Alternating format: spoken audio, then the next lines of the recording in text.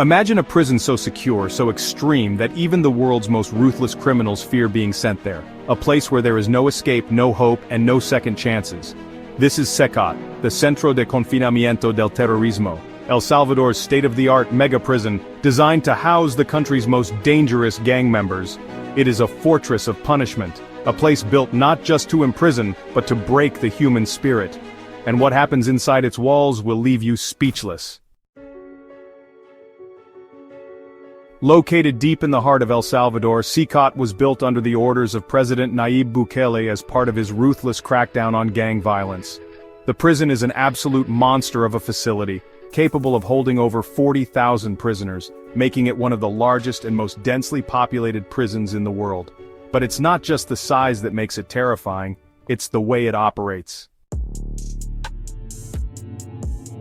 From the moment an inmate arrives at CECOT, they are stripped of all dignity and humanity. The intake process is designed to break them down completely, reinforcing the fact that they no longer have control over their own existence. Upon arrival, their heads are shaved down to the skin, a symbolic gesture meant to erase their past identities. They are then forced into identical white shorts, which become their only clothing, further dehumanizing them by removing any sense of individuality. Once dressed, they are made to march in perfect formation, barefoot and exposed, under the watchful eyes of heavily armed guards.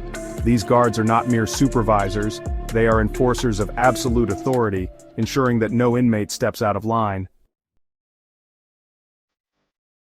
The prisoners are herded into overcrowded cells that offer nothing resembling comfort. There are no beds, no mattresses, only cold, hard floors. Contact with the outside world is entirely severed. There are no phone calls, no letters, and no visits from family members. There is no sunlight as inmates spend their days and nights in artificial lighting, their bodies losing all sense of time. Even the concept of parole is non-existent in this facility. Once an inmate is processed into CECOT, they cease to exist in the eyes of society. They become ghosts, locked away in a fortress designed to ensure they never return to the outside world. The level of security in CECOT is beyond anything found in traditional correctional facilities. It is a prison built not just to contain, but to completely dominate those within its walls. The perimeter is fortified with 37 watchtowers, each manned by sharpshooters who have orders to neutralize any sign of escape or rebellion. Surrounding the prison are multiple layers of electrified fencing, pulsing with high-voltage currents designed to instantly incapacitate anyone foolish enough to attempt an escape. The entire facility is constantly under surveillance, with state-of-the-art cameras and drones monitoring every inch of the compound. There is not a single blind spot. Every movement, every breath, every whisper is captured in real time. The guards patrolling the prison operate under strict zero-tolerance policies. They do not negotiate, they do not empathize, and they do not hesitate to use force. Their presence is a constant reminder to the inmates that they are powerless, that resistance is futile. Those who step out of line are dealt with immediately and without mercy. This relentless scrutiny creates an atmosphere of paranoia, where prisoners are afraid to even look in the wrong direction. In CECOT, privacy is a concept that does not exist, and the inmates live in a perpetual state of fear, knowing that every action is being watched, analyzed, and if necessary, punished. The prisoners housed within CECOT are not ordinary criminals. They are the most dangerous and ruthless individuals in El Salvador. These men are not just thieves or drug dealers, they are the leaders and enforcers of MS-13 and Barrio 18, two of the most infamous and violent gangs in the world. For years, these organizations ruled the streets with an iron grip, orchestrating murders, kidnappings, and extortion operations with impunity. Their tattoos tell stories of their past lives, symbols of loyalty, brutality, and absolute power. Yet within the walls of CECOT, those tattoos mean nothing.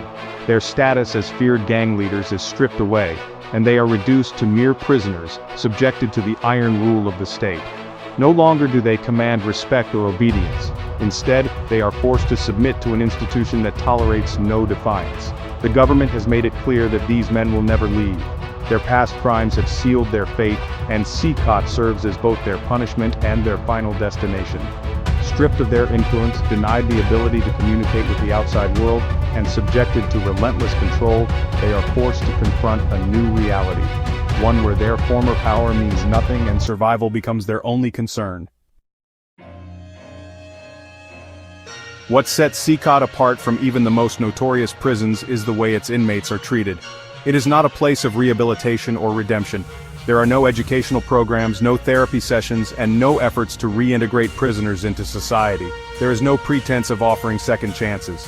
The men inside are not there to change, they are there to suffer. Food is scarce, provided only once a day in meager portions barely sufficient to sustain life. Malnutrition is common, with prisoners growing weaker over time. Water is rationed, doled out in amounts just enough to prevent dehydration.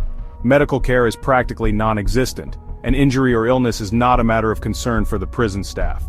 The lights inside the cells remain on at all hours, depriving the inmates of natural sleep cycles.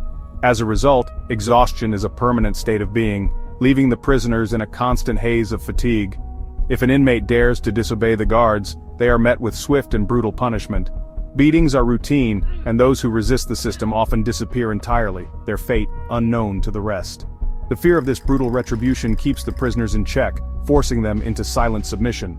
Every aspect of life in CECOT is designed to break the human spirit, ensuring that its inhabitants are reduced to shadows of their former selves.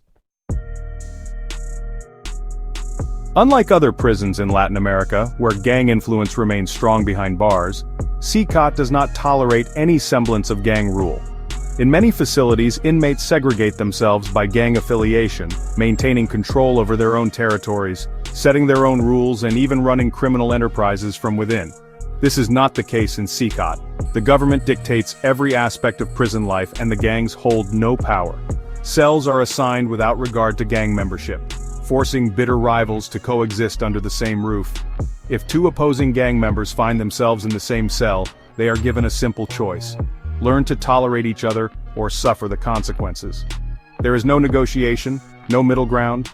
Any attempt at asserting gang dominance is met with immediate and overwhelming force. The message is clear: there is only one authority within these walls, and it belongs to the state. Rebellion is crushed before it can begin, and those who even consider resisting find themselves isolated and broken.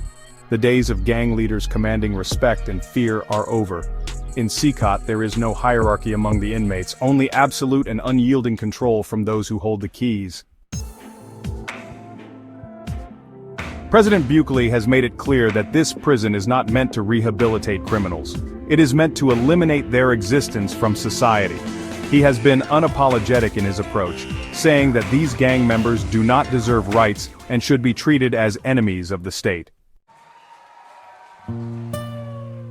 To many Salvadorans, Bukele is a hero who has brought security back to the country.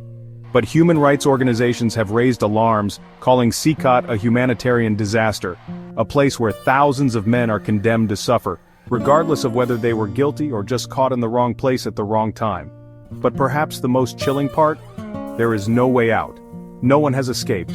No one dares to try. This is not just a prison. It is a living tomb. A place where the worst of humanity is locked away never to be seen again. So what do you think? Is CECOT a necessary evil to protect society, or has El Salvador gone too far? Let us know in the comments. And if you found this story shocking, hit that like button and subscribe for more insane facts about the world's most extreme places. Until next time.